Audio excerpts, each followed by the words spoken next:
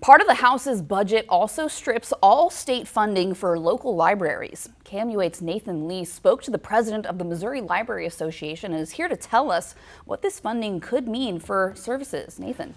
The budget proposal impacts libraries across the state, but it's the smaller rural libraries that could be getting hit the hardest.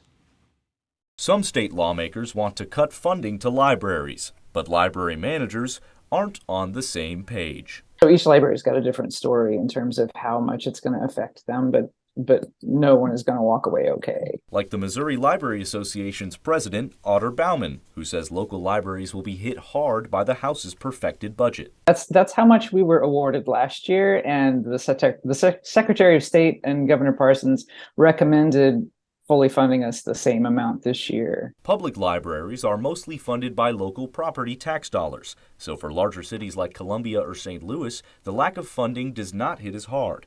But Bauman says for rural towns, the amount of tax revenue is substantially less. This leads their public libraries to dip into that state fund.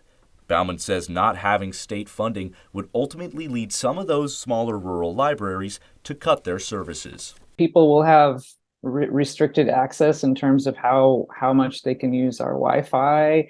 We offer services like passports and a venue for the tax prep folks, and all kinds of things like that are going to be affected indirectly. So while the public waits to see what happens with the budget, libraries are watching with nervous eyes.